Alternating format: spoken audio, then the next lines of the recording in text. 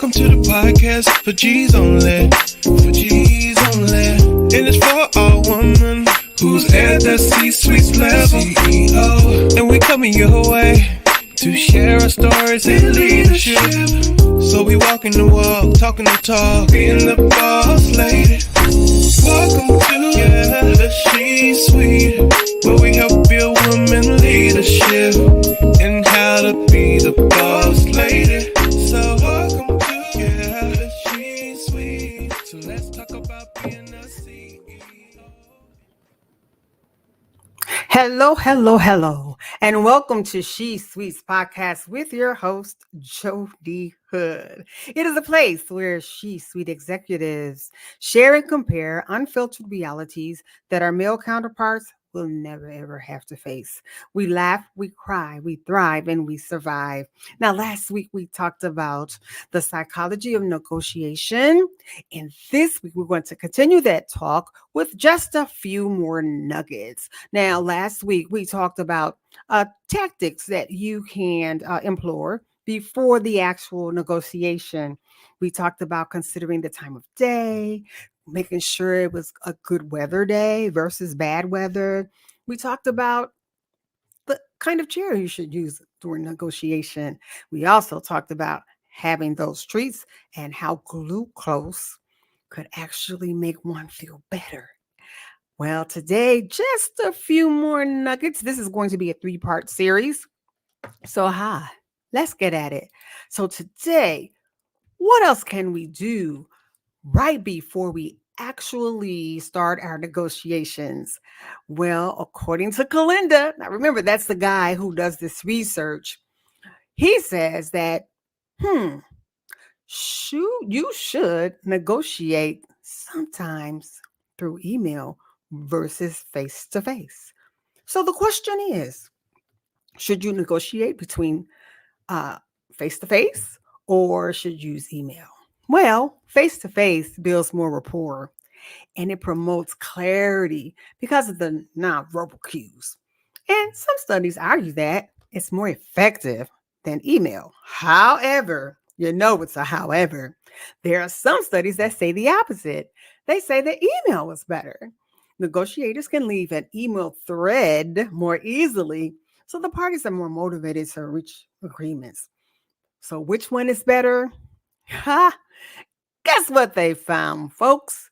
Surprisingly, it depends on gender. Come on now, She-Suites. It says face-to-face has more tension and arousal. So people resort to their instinctive gender roles. It says that women are caring and communicative, while men are dominant and aggressive.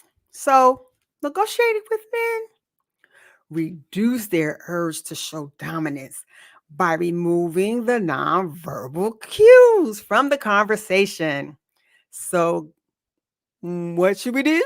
Negotiate via email or phone. At the very least, it will minimize eye contact. Now, it says that for females, you should do the opposite. You want to increase nonverbal cues. This is some interesting stuff, ladies. But hey, these are little tools to put in that toolkit because remember, we are always negotiating.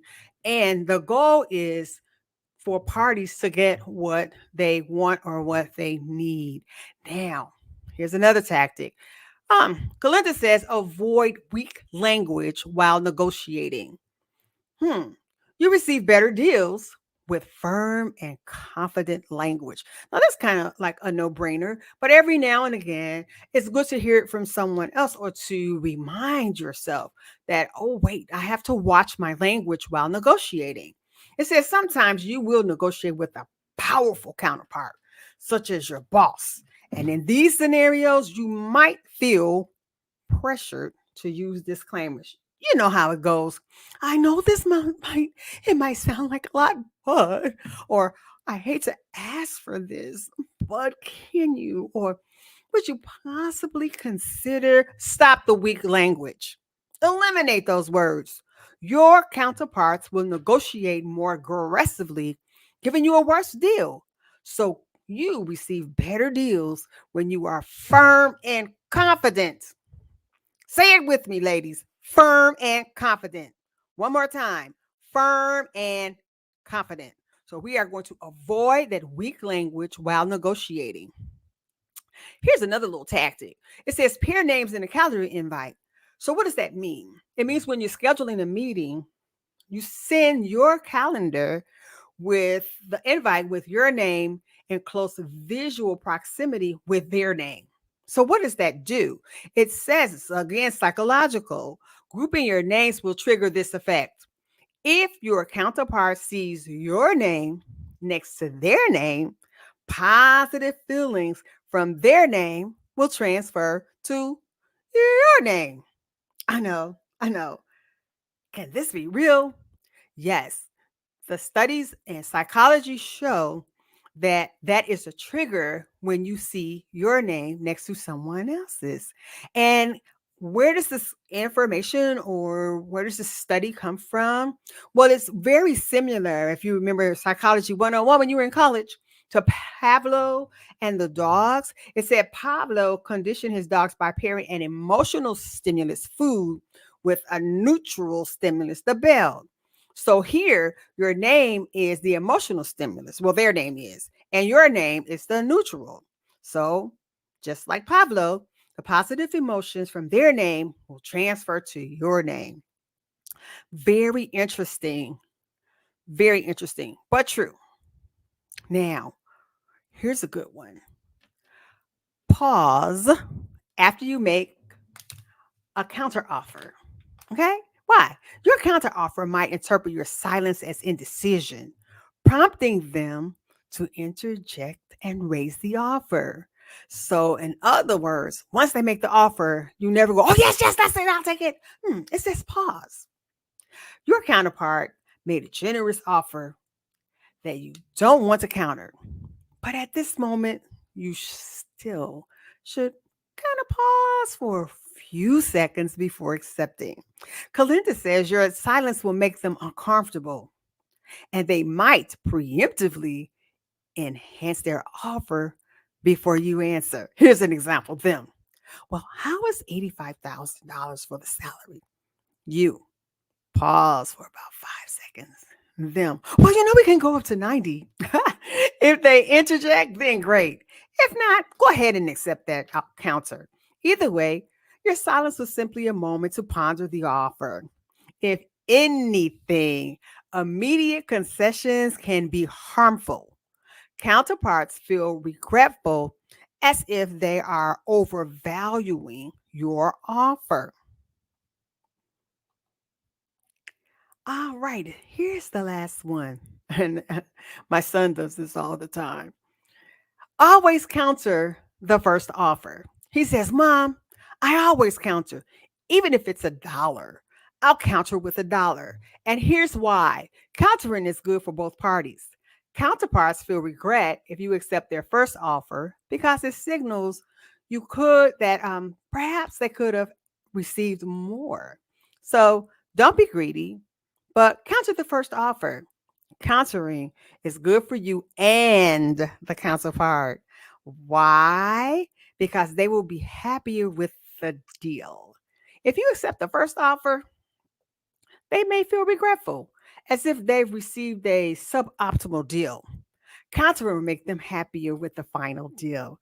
Now, you counter a counter offer? Never counter for the sake of countering. Compare this counter offer to your benchmark data. What deal are you hoping to score or to secure? If the offer is generous and it matches your intended deal, go ahead and accept. All righty.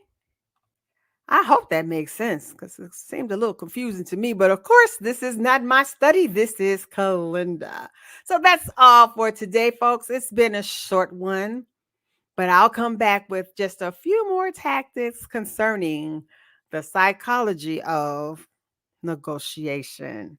Now, until next week, folks, what are you going to do? What are you going to do?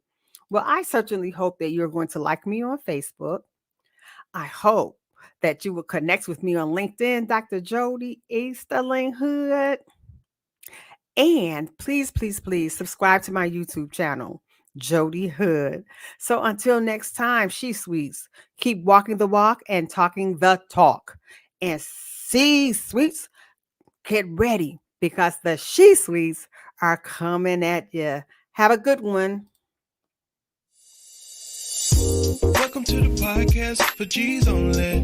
For G's only. And it's for all women who's at the C-suite level. CEO. And we coming your way to share our stories in leadership. So we walking the walk, talking the talk, being the boss lady. Welcome to